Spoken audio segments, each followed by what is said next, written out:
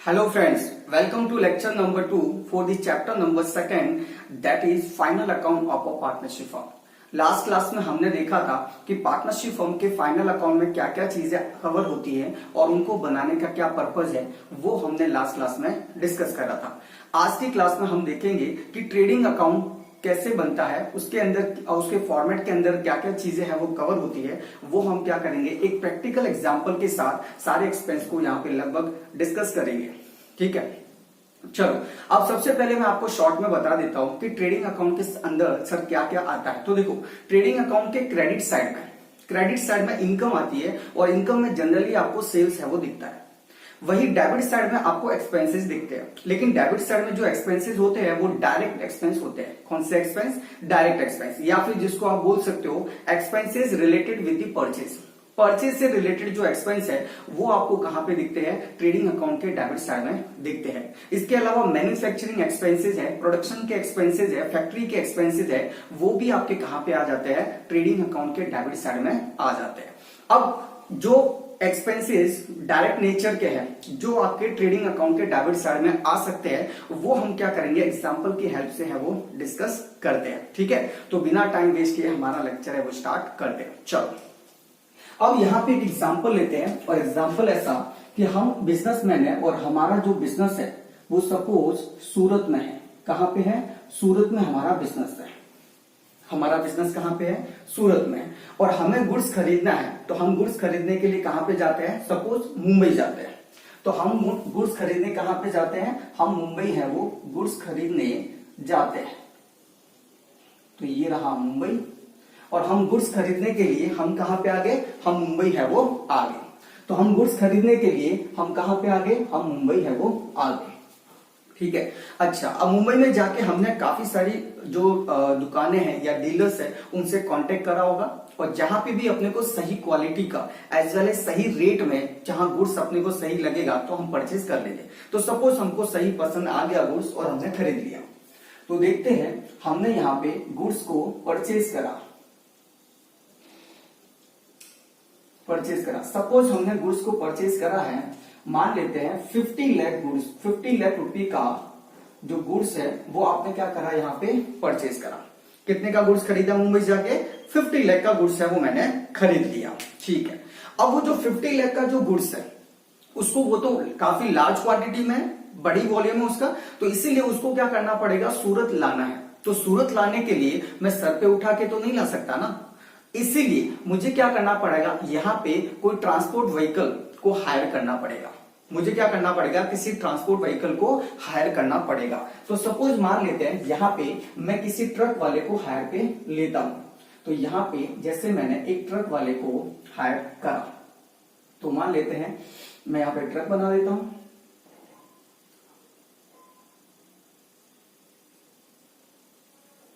कुछ इस तरीके का ट्रक है।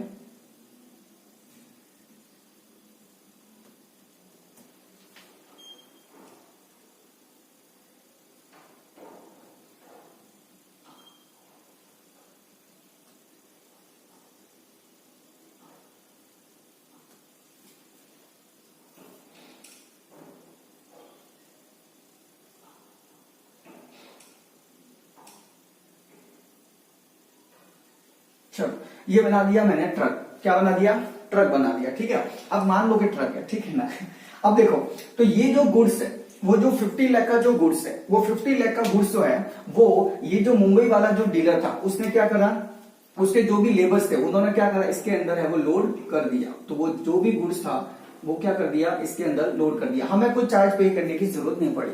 वो जो लोड करना था वो किसने कर दिया? मुंबई के डीलर था, मुंबई का जो डीलर था उसने क्या करा? उसके खुद के लेबर थे, मजदूर थे, उन्होंने क्या करा? इसके अंदर लोड है वो कर दिया। कोई दिक्कत नहीं है। चलो, तो गुड्स आपका ट्रक में लेते हुए ट्रक आपका रवाना हो जाता है वहां से। गुड्स को ट्रक वाला लेते हुए क्या करता है? रवाना हो जाता है वहां से। और जैसे ही यहाँ पे बीच में क्या होता है? बीच में यहाँ पे एक टोल चार्ज वाला आता है। क्या आता है? टोल चार्ज लगता है इसको, टोल चार्ज। अब टोल चार्ज लगता है तो ट्रक वाले ने पहले ही अपने को बोला था कि सर जी बीच में अगर टोल चार्ज वाला आएगा तो मैं बेयर नहीं करूंगा, उसका खर्चा आपको ही देना पड़ेगा।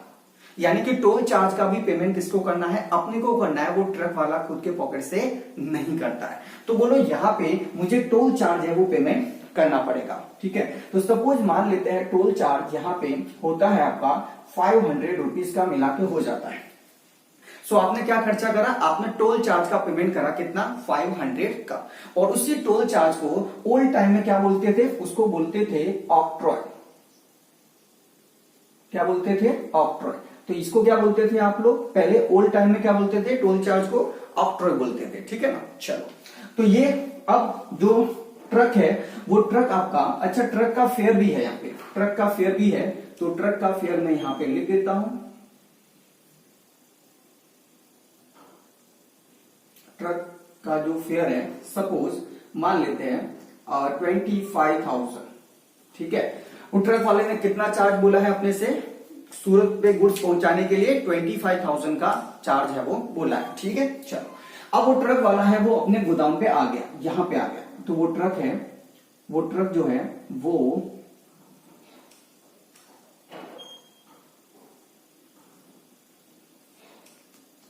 ठीक है, मान लेते हैं वो ट्रक है वो सूरत में आ गया, सूरत में है वो गुड्स है वो लेके आ गया। ठीक है, ये तो ये ट्रक जो है वो अब मुंबई से गुड्स लेते हुए हमारे गोदाम के बाहर आ गया, सूरत में आ गया। ओके, अब आ तो गया, लेकिन ये जो गुड्स है वो गुड्स क्या ऑटोमेटिकली मेरे गोदाम में पहुंच जाएगा क्या, नहीं ना। तो वहां पे वो जो गुड्स है उसको क्या करना पड़ेगा, अनलोड करना पड़ेगा मेरे गोदाम में। ये जो मेरा गोदाम है यहाँ पे, इस गोदाम के अंदर इसको क्या करना पड़ेगा, अनलोड करना पड़ेगा। Unload, unloading of goods. तो गुड्स को क्या करना पड़ेगा, अनलोड करना पड़ेगा। और अनलोड करने के लिए अब मुझे क्या करना पड़ेगा, यहाँ पे कुछ लेबर लोगों को बुलाना पड़ेगा, कुछ मजदूरों को बुलाना पड़ेगा। यहाँ पे वो मजदूर लोग यहाँ पे आएंगे और फिर क्या करेंगे, गुड्स को यहाँ ट्रक में से उतार के क्या करेंगे, मेरे गोदाम में रखेंगे। तो ये जो अनलोडिंग का जो चार्ज होता है उसको हम यहाँ पे बोलते हैं, यहाँ पे वेजेस बोलते हैं। क्या बोलते हैं, वेजेस। यानी कि वेजेस मतलब जो भी हम लेबर लोगों को जो भी पेमेंट करते हैं तो वो क्या होता है, वेजेस होता है। तो वेजेस कितना, सपोज मान लेते हैं वेजेस जो आपका हुआ है 1500 रुपीज का हुआ है, 1500 रुपए का लेबर को आपको पेमेंट करना पड़ा। ठीक है, चलो सो फाइनली आपका जो गुड्स है वो आपके गोदाम तक पहुंच गया। ये देखो आपके गोदाम में है वो गुड्स है वो आ गया, बराबर है। चलो अब देखो एक बात नोटिस करना कि जहां परचेज स्टार्ट हुआ था, जब आपने परचेज स्टार्ट करा था ना, जब भी गुड्स खरीदा, खरीदने के बाद वो गुड्स आपके गोदाम में रखा, रखने तक जितना भी खर्चा हुआ था वो सब का सब खर्चा क्या है, डायरेक्ट एक्सपेंस है। वो क्या खर्चा है, डायरेक्ट एक्सपेंस। यानी डायरेक्ट एक्सपेंस का मतलब कि परचेज से लगा के, गुड्स का परचेज से लगा के उसको गोदाम पर रखने तक जितना भी खर्चा आता है वो सब का सब खर्चा क्या है, डायरेक्ट एक्सपेंस है। या डायरेक्ट एक्सपेंस को हम बोलेंगे expenses related with the purchase. ये खरीदने से संबंधित ही तो सारे खर्चे से, ये सारे एक्सपेंस क्या है, परचेस से रिलेटेड है। समझ में आया। तो इस तरीके से ये सारे खर्चे आपके क्या बोले जाएंगे, डायरेक्ट एक्सपेंस। तो ये सारे डायरेक्ट एक्सपेंस है। इनमें से अगर आपको कोई भी एक्सपेंस दिखे, मतलब यहां से यहां लगाने के बीच में जो भी खर्चा इनकर होता है तो वो सब खर्चा क्या होगा, आपका ट्रेडिंग अकाउंट में आएगा, क्योंकि वो डायरेक्ट एक्सपेंस माना जाएगा। समझ में आया, ठीक है आगे बढ़ते हैं। तो अब यहाँ पे कितने खर्चे हुए, तो देखो सबसे पहले तो परचेज, फिर दूसरा ये ट्रक का फेयर। अच्छा ये ट्रक का जो फेयर है ना, इसको यहां पे बोलते हैं ये लोग कैरेज इनवर्ड। क्या बोलते हैं, कैरेज इनवर्ड या फ्रेट इनवर्ड भी बोल सकते हैं इसको आप, ठीक है ना। इसको कैरेज इनवर्ड बोला जाता है, ठीक है ना। उसके बाद आपने ऑक्ट्रॉय का पेमेंट करा था यहाँ पे, तो थर्ड नंबर पे आ गया ऑक्ट्रॉय। देन फोर्थ नंबर पे आपने यहाँ पे वेजेस है वो पेमेंट करी थी। तो 4 खर्चे हुए, ठीक है। चलो क्या सर 4 ही खर्चे आएंगे क्या, इसके अलावा नहीं आएंगे? आंसर इज यस, और भी खर्चे आएंगे यहाँ पे, और भी खर्चे आएंगे। देखो और खर्चे क्या आएंगे, तो देखो आगे बढ़ते हैं। अब देखो यहाँ पे क्या होता है कि जो बिजनेस होता है, ठीक है, वो बिजनेस है वो 2 तरीके से हो सकता है। या तो आप ट्रेडिंग करते हो, यानी गुड्स को खरीदना और बेचना, ये काम है तो ट्रेडिंग का। या दूसरा आपका मैन्युफैक्चरिंग का भी काम हो सकता है, दूसरा क्या हो सकता है, मैन्युफैक्चरिंग का भी काम हो सकता है। तो मैं आपको धीरे धीरे सब बताता हूं, ठीक है ना। चलो अब देखो, ये जो गुड्स है वो मैंने कहां से खरीदा, इंडिया में से ही खरीदा। अच्छा, अगर मैं कहीं ये अगर आउट ऑफ इंडिया से खरीदा, ठीक है, इंपोर्ट करता, अगर आउट ऑफ इंडिया से गुड्स को इंपोर्ट करके फिर इंडिया में अगर बेचता हूं मैं, तो मेरा सर सिनेरियो क्या होता है और तब ट्रेडिंग अकाउंट में क्या क्या खर्चे हैं वो आ सकते हैं, ठीक है। तो देखो, तो अगर मेरा इंपोर्ट का काम है, इंपोर्ट करके मैं बाहर से गुड्स खरीदता हूं, आउट ऑफ इंडिया से खरीदता हूं और फिर क्या करता हूं, इंडिया में उसको सेल करता हूं। तो ऐसी सिचुएशन में कौन कौन से पॉसिबल एक्सपेंसेस है जो आपको ट्रेडिंग अकाउंट में देखने को मिल सकते हैं। तो एक एग्जांपल लेते हैं। देखो, अगर मान लेते हैं, ये पहला एग्जांपल था, अब दूसरा एग्जांपल, जहां काम क्या है, इंपोर्ट करेंगे, गुड्स को इंपोर्ट करेंगे और फिर इंडिया में बेचेंगे। तो सपोज हम वहीं पे हैं, हम कहां पे हैं, हम तो सूरत में ही हैं, ये तो हम तो सूरत में ही हैं, ठीक है। और फिर हमें गुड्स कहां से इंपोर्ट करना है, हमें गुड्स है वो यूएसए से क्या करना है, इंपोर्ट करना है। तो सपोज ये रहा यूएसए, तो यूएसए से मुझे क्या करना है, सूरत में गुड्स है वो इंपोर्ट करना है, यानी इंडिया में लाना है। तो अब क्या होगा, तो सबसे पहले यहां से मैं उसको ऑर्डर दे सकता हूं या फिर अपना एजेंट अपॉइंट कर सकता हूं, तो इतना डेपली नहीं जाएंगे, ठीक है ना। सपोज मान लेते हैं वहां से जो गुड्स है वो पसंद कर लिया आपने, गुड्स को परचेज करा, परचेज, और परचेज आपने सपोज मान लेते हैं कितने का करा, तो आपको वो डॉलर में पड़ेगा वहां पे। तो सपोज मान लेते हैं $1 लाख, तो यूएसडी डॉलर कितने, $1 लाख का गुड्स आपने खरीदा। और सपोज मान लेते हैं इंडिया में $1 का जो वैल्यू है, ठीक है ना, वो 80 रुपीज है, ऐसा मान लेते हैं। तो टोटल कितना प्राइस हो गया, टोटल हो गया आपका ये 80 लाख। तो टोटल 80 लाख का गुड्स आपने परचेज करा। तो परचेज करा तो कोई दिक्कत नहीं है, वो भी परचेज और ये भी परचेज, कोई दिक्कत नहीं, ट्रेडिंग में आ जाता है। अच्छा, वो यूएसए से जब खरीदा आपने, यानी जब इंपोर्ट करा, तो इंपोर्ट करने में ऐसा होता है कि वो गुड्स सीधा आपके तक नहीं पहुंचता, सीधा सूरत नहीं आ जाएगा, ठीक है ना। वो क्या होगा, पहले इंडिया के जो कस्टम पोर्ट होते हैं, ठीक है ना, पोर्ट होते हैं, अगर सी रूट से आ रहा है या एयरपोर्ट के लिए भी होते हैं, तो पोर्ट बने होते हैं, ठीक है ना, बंदरगाह बने होते हैं। तो वो पोर्ट पे आता पहले, तो वहां से गुड्स यूएसए से पहले कहां पे आएगा, पोर्ट पे आएगा। तो इंडिया में जो पोर्ट होगी, ठीक है, वो पोर्ट पे क्या, इंडियन पोर्ट पे क्या आएगा, वो गुड्स पहले है वो आएगा, और इंडियन पोर्ट पे आएगा, ठीक है ना। तो यहाँ पे क्या क्या खर्चे हैं वो पॉसिबल है, तो देखते हैं अपन। देखो यहाँ पे क्या क्या खर्चे हैं वो पॉसिबल है।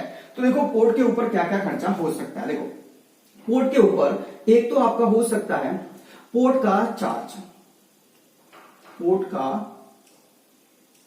चार्ज, एक तो क्या हो सकता है, पोर्ट का चार्ज हो सकता है, ठीक है ना। ओके, पोर्ट का चार्ज सर क्या होता है, पोर्ट का चार्ज ये होता है बेटा कि वहां पे जो पूरा जो पोर्ट बना होता है, ठीक है ना, पोर्ट में मतलब प्लेटफॉर्म, जैसे अपन रेलवे से जाते हैं कहीं पे भी, ठीक है ना, तो प्लेटफॉर्म चार्ज होता है, प्लेटफॉर्म का टिकट लेना पड़ता है। अगर सिर्फ प्लेटफॉर्म पे जाना है, आपने को कहीं जाना नहीं है, अपने पास ट्रेन का टिकट नहीं है, किसी को ड्रॉप करने जाते हैं और प्लेटफॉर्म तक जाना है, तो हम क्या करते हैं, रेलवे के लिए प्लेटफॉर्म टिकट बाय करते हैं। सेम मैनर में वहां पे भी क्या होता है, जो प्लेटफॉर्म होता है, ठीक है ना, उसका जो चार्ज होता है दैट इज पोर्ट चार्ज। समझ में आया, तो port charge and nothing but the platform charge, ठीक है। तो पोर्ट का चार्ज अपने को यहाँ पे पेमेंट करना पड़ सकता है, ठीक है ना। एग्जांपल लेते हैं, सपोज मान लेते हैं ये है आपका 1000 रुपीज, 1000 रुपीज क्या है, पोर्ट का चार्ज। अच्छा, दूसरा यहाँ पे एक और चार्ज हो सकता है दैट इज डॉक चार्ज।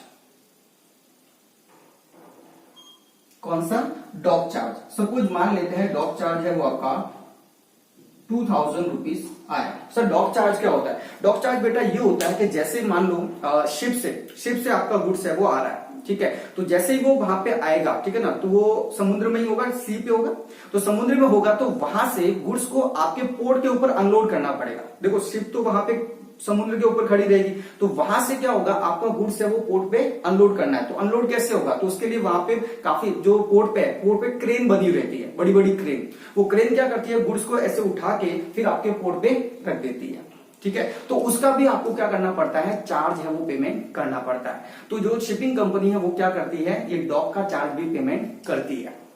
तो ऐसी सिचुएशन में तो जो डॉक चार्ज होता है वो क्या होता है कि जैसे ही शिप से आपका गुड्स आता है पोर्ट पे, तो उसको अनलोड करने के लिए जो क्रेन होती है, ठीक है ना, वो क्रेन से अनलोड करा जाता है गुड्स, उसका चार्ज हमें वो पोर्ट अथॉरिटी को पेमेंट करना पड़ता है। उसको क्या बोलते हैं यहाँ पे, डॉक चार्ज, ठीक है, यानी गुड्स को शिप से अनलोड करने का चार्ज है आपका क्या, डॉक चार्ज। और अगर एक्सपोर्ट करते हैं तो एट दैट टाइम भी लोड करने के लिए भी ये खर्चा होता है, तो वो डॉक चार्ज माना जाता है। चलो इसके अलावा आपको कस्टम डिपार्टमेंट वाले आपको ये जो गुड्स है आपका वो क्लियर नहीं करेंगे, ठीक है ना, जब तक आप क्या करते हो उसका ड्यूटी है वो पेमेंट नहीं कर लेते। तो आपको यहां पे क्या करना पड़ता है, कस्टम ड्यूटी है वो पेमेंट करनी पड़ती है, कस्टम ड्यूटी, ठीक है। तो यहाँ पे आपको कस्टम ड्यूटी की पेमेंट करनी पड़ती है, मतलब जब भी आप इंपोर्ट एक्सपोर्ट करते हो तो आपको यहाँ पे क्या करना पड़ता है, कस्टम ड्यूटी है वो पेमेंट करनी पड़ती है। कस्टम ड्यूटी पेमेंट किए बिना आपको गुड्स है वो ले जाने नहीं देंगे, तो वो भी आपका टैक्स है, चार्ज है। अच्छा, इसके अलावा भी आपका फोर्थ एक और चार्ज हो सकता है, और वो चार्ज, ठीक है, पोर्ट चार्ज एक तो हो गया, डॉक चार्ज हो गया, एक कस्टम हो गया, और फोर्थ आपका हो सकता है क्लियरिंग चार्ज। क्लियरिंग चार्ज, कई बार गुड्स को क्लियर करवाने के लिए चार्ज है वो पेमेंट करा जाता है, ठीक है ना, वहां से माल को छुड़वाने के लिए या कुछ भी तरीके का वहां पे गुड्स को वहां से क्लियर यानी पोर्ट से क्लियर करवा के फिर अपने सूरत तक लाने तक के लिए गुड्स को क्लियर करवाया जाता है, तो वो क्लियर करवाने का भी वहां पे चार्ज है वो पेमेंट करा जाता है। तो ये क्लियर चार्ज भी यहाँ पे पेमेंट हो सकता है, ठीक है ना। तो देखो हमने कितने, और फाइनली यहाँ से फिर वो गुड्स क्लियर हो जाता है तो फिर अपने घर पे ला सकते हो, फिर अगेन वो ट्रांसपोर्ट का खर्चा वगैरह वो सब आएगा, तो वो कॉमन हो चुका है। तो नया क्या था इसमें, नया देखो 4 खर्चे तो अपन ने वहां पे देखे थे, 4 के बाद में इधर भी अपन ने ये 4 एक्सपेंस देखे, टोटल कितने हो गए, 8 एक्सपेंस हो गए। तो अभी तक हमने 8 एक्सपेंस देखे हैं जो अलग अलग है, ठीक है। तो ये 8 एक्सपेंस आपके पूरे के पूरे एक्सपेंस को परचेज से रिलेटेड है, ठीक है, और डायरेक्ट नेचर के, इसलिए ये कहां पे जाएंगे, आपके ट्रेडिंग अकाउंट के डेबिट साइड में आएंगे।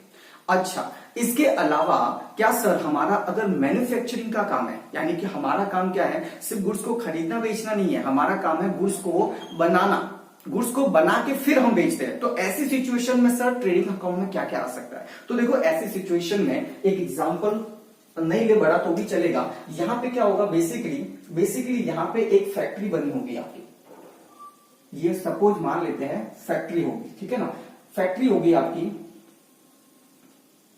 ये फैक्ट्री, ठीक है। अगर आपका मैन्युफैक्चरिंग का काम है तो फिर प्रोडक्शन का काम है, मैन्युफैक्चरिंग का काम है, तो आपके यहाँ पे क्या बनी होगी, फैक्ट्री बनी होगी, ठीक है।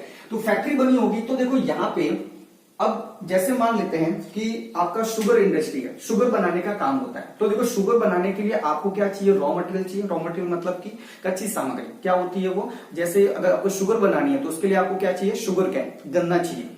तो शुगर कैन लाओगे, देन उसको फर्दर मशीनों में प्रोसेस वगैरह करा जाता है, क्रश वगैरह करके जूस वगैरह निकाल के फिर उसको फर्दर प्रोसेस करके क्या कराता है, शुगर में कन्वर्ट है वो करा जाता है। तो ये आपका मैन्युफैक्चरिंग होता है।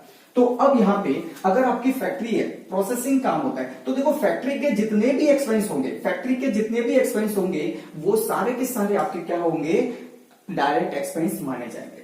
तो क्या क्या हो सकता है, देखो फैक्ट्री का, एक तो फैक्ट्री का रेंट हो सकता है, अगर भाड़े पे है तो फैक्ट्री, ठीक है, फैक्ट्री का रेंट हो सकता है। अच्छा, फिर आपके मैन्युफैक्चरिंग के एक्सपेंसेस हो सकते हैं, मैन्युफैक्चरिंग, या जिसको आप प्रोडक्शन भी बोल सकते हो, प्रोडक्शन के एक्सपेंस, ठीक है। तो मैन्युफैक्चरिंग गुड्स को बनाने का खर्चा हो सकता है, प्रोडक्शन करने का खर्चा हो सकता है, ठीक है ना। सो फैक्ट्री का रेंट हो गया, मैन्युफैक्चरिंग का, प्रोडक्शन का एक्सपेंस हो गया। अच्छा, दूसरा यहाँ पे फैक्ट्री के अंदर अगर मान लो तो कोई मशीनें वगैरह है, फैक्ट्री के अंदर कोई मशीनें वगैरह है, तो मशीन का रिपेयरिंग का खर्चा, मशीन का अगर पावर वगैरह का जो भी खर्चा है इधर, ठीक है ना, फैक्ट्री के अंदर पावर वगैरह के खर्चे, वो सारे खर्चे, मतलब शॉर्ट में फैक्ट्री के अंदर जितने भी खर्चे हो रहे हैं वो सारे के सारे आपके कहां पे आएंगे, ट्रेडिंग अकाउंट में आएंगे। यानी फैक्ट्री का खर्चा है, प्रोडक्शन का खर्चा है, मैन्युफैक्चरिंग का खर्चा है, तो बिंदास आप कहां पे ले लोगे उसको लोगे आप ट्रेडिंग अकाउंट में, समझ में आया। तो फैक्ट्री के सारे खर्चे कहां पे आएंगे, ट्रेडिंग अकाउंट में आएंगे। तो देखो ये तो मैंने आपको बोल दिया। अच्छा, और डेप्रिसिएशन आप लोगों ने सुना हुआ है, depreciation on plant and machinery, plant and machinery, जो प्लांट एंड मशीनरी होती है फैक्ट्री के अंदर, क्या होते हैं, बड़े बड़े प्लांट लगे होते हैं, मशीनरीज होती है, तो उनके ऊपर अगर डेप्रिसिएशन लगेगा तो वो डेप्रिसिएशन भी कहां पे आ जाएगा, वो आ जाएगा आपका ट्रेडिंग अकाउंट में। सो ट्रेडिंग अकाउंट में कैसे, हाँ देखो एक बात क्लियर करने की, डेप्रिसिएशन जनरली कहां पे आता है, पीएनएल अकाउंट के डेबिट साइड में आता है। जनरली कहां पे आता है, पीएनएल अकाउंट के डेबिट साइड में, क्योंकि हम वो ऑफिस की असेट्स के ऊपर मानते हैं।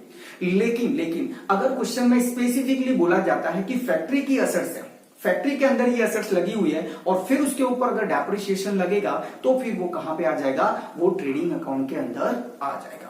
समझ में आया। और अगर प्लांट एंड मशीनरी लिखा हुआ है तो प्लांट एंड मशीनरी तो फैक्ट्री में ही होता है, इसीलिए आपको कुछ भी नहीं कहा हो फिर भी आपको क्या करना है, प्लांट एंड मशीनरी के ऊपर जो डेप्रिसिएशन है उसको सीधा ट्रेडिंग अकाउंट के अंदर रख देना है। तो समझ में आया इस तरीके से। तो डेप्रिसिएशन जनरली कहां पे आता है, प्रॉफिट एंड लॉस अकाउंट में आता है। लेकिन अगर स्पेसिफिकली क्वेश्चन में या तो बोला गया है कि ये फैक्ट्री की एसेट्स है तो उसके ऊपर डेप्रिसिएशन जो होगा वो ट्रेडिंग अकाउंट के डेबिट साइड में आएगा, या फिर अगर ऐसा लिखा हुआ है प्लांट एंड मशीनरी आपको दी गई है तो उसके ऊपर अगर डेप्रिसिएशन बनता है तो फिर आप कहां पे लोगे, उसको आप लोगे ट्रेडिंग अकाउंट के डेबिट साइड में। सर ये फैक्ट्री की जो बिल्डिंग है क्या उसके ऊपर डेप्रिसिएशन, हाँ वो डेप्रिसिएशन भी आपका क्या हो जाएगा, ये ट्रेडिंग अकाउंट में ही आएगा, क्योंकि फैक्ट्री के अंदर जितनी भी खर्चे होते हैं वो सारे के सारे खर्चे आपके क्या है, वो सारे के सारे खर्चे आपके ट्रेडिंग अकाउंट के डेबिट साइड में आएंगे, क्योंकि वो डायरेक्ट है। क्योंकि यहाँ पे हमने क्या करा, पहले शुगर कैन को क्रश वगैरह करा, सब प्रोसेस करा, तो फिर फाइनल प्रोडक्ट बनाया यहाँ पे शुगर। तो वो जो शुगर कैन खरीदने से लगा के उसको शुगर बनाने तक जितना भी खर्चा हुआ था वो सब का सब खर्चा क्या है, आपका डायरेक्ट नेचर का खर्चा है, प्रोडक्शन या मैन्युफैक्चरिंग का खर्चा माना जाता है। तो समझ में आया। तो इस तरीके से ये सारे खर्चे जो हैं वो आपको ट्रेडिंग अकाउंट में देखने को मिल सकते हैं। तो देखो 4 खर्चे इधर थे और इधर भी लगभग आपको 1, 2 और ये 3, और कई बार आपको सीधा सीधा बोला जाएगा कि ये फैक्ट्री के एक्सपेंस है, ठीक है ना, फैक्ट्री के एक्सपेंस है ऐसा बोला जाएगा। तो ये 4th नंबर का यहाँ पे भी, यानी 4, 4, 4, ये आपके करीब करीब 12 जो लिस्ट है, 12 की जो लिस्ट है वो मैंने आपको अच्छे से है वो समझा दी है। ये 12 नेचर के खर्चे हैं वो आपको जनरली ट्रेडिंग अकाउंट में दिखेंगे। बाकी इसके अलावा भी है 2-3 खर्चे जो मैं अलग से आपको बताऊंगा, आप टेंशन मत लो उसका, लेकिन फिलहाल ये सारे एक्सपेंस आपको समझ में आ जाने चाहिए। तो इनमें से अगर कोई भी खर्चा दिखता है, ठीक है ना, या इस प्रोसेस की ड्यूरिंग वाला अगर कोई भी खर्चा अगर आपको दिखता है तो फिर आपको क्या करना है, ट्रेडिंग अकाउंट के डेबिट साइड में है वो रख देना है, ठीक है ना। और देखो जो भी खर्चा आएगा तो आपको क्या करना पड़ेगा, आपको डिसाइड करना पड़ेगा कि ये ट्रेडिंग अकाउंट में आता है या नहीं आता। अगर ट्रेडिंग अकाउंट में आता है तो ट्रेडिंग अकाउंट में ले लेने का, और नहीं आता है तो फिर कहां पे जाएगा, तो फिर प्रॉफिट एंड लॉस अकाउंट में जाएगा। तो इसीलिए देखो आपको जो लिस्ट है वो किसकी याद रखनी है, ट्रेडिंग अकाउंट की रखनी है, क्योंकि ट्रेडिंग अकाउंट में लिमिटेड टर्म आती है। समझ में आया, ट्रेडिंग अकाउंट में लिमिटेड टर्म आती है, तो इसलिए ट्रेडिंग अकाउंट की लिमिटेड टर्म को हम लर्न कर सकते हैं, लेकिन प्रॉफिट एंड लॉस अकाउंट में तो बहुत सारी टर्म आती है, इसलिए उनको सभी को लर्न नहीं कर सकते। तो इसलिए बेटर है कि हम क्या करें कि ट्रेडिंग अकाउंट में कोई एक्सपेंस आता है या नहीं आता है पहले वो डिसाइड कर लेते हैं। अगर आता है तो ले लेंगे और नहीं आता है तो फिर वो कहां पे जाएगा, प्रॉफिट एंड लॉस अकाउंट में जाएगा। तो पीएनएल की लिस्ट अलग से अपने को लर्न करने की जरूरत नहीं है, हमको बस इतना पता करना है कि ट्रेडिंग में आता है या नहीं आता है। समझ में आया इस तरीके से। हाँ फॉर्मेट डिस्कस करेंगे अपन, उसका टेंशन मत लो, समझ में आया। लेकिन अपना माइंड जो है वो ऐसा ही वर्क करना चाहिए कि जो एक्सपेंस गिवन है वो ट्रेडिंग में आता है या नहीं आता है। आता है तो ले लेंगे, नहीं आता है तो कहां जाएगा, प्रॉफिट एंड लॉस अकाउंट में। ठीक है, समझ में आया आपको। चलो इसको एक बार आप क्या करो, फटाफट नोट डाउन करो, ठीक है। आपको जैसे भी नोट डाउन करना है आप कर लो, और इसको एक बार अच्छे से रिवाइज भी कर लो पूरा स्टार्टिंग से एंड तक का, ठीक है ना। फिर हम क्या करेंगे, इसके आगे का डिस्कशन करते हैं, ठीक है। चलो तो इतना काम करो।